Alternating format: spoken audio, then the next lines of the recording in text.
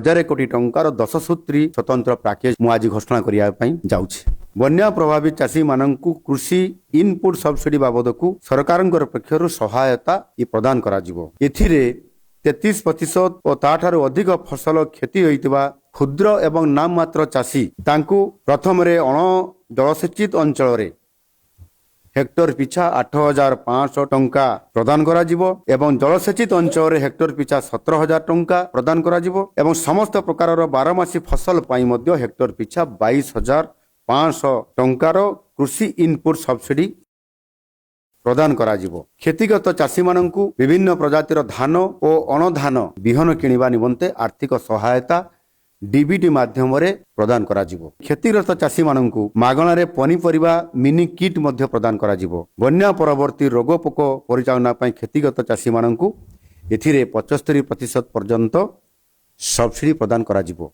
क्षतिग्रस्त उठा जलसेचन पॉइंट गुड़िकु युद्धकालीन भित्तिरे मरामती करा जिबा पई आर्थिक सहायता एथिरे प्रदान करा जिवो। प्राणी संपद क्षतिर भरणा पई आर्थिक सहायता प्रदान करा जिवो। एहा व्यतीत नष्ट होई जाइथिबा डंगा जालो पोखरी इत्यादि पाई मध्य आर्थिक सहायता प्रदान करा जिवो। इच्छुक चाषींकर स्वल्प मियादी खरीफ कृषि ऋण को मध्य मध्यम अवधि कृषि ऋण रे ये परिणत करा जिवो।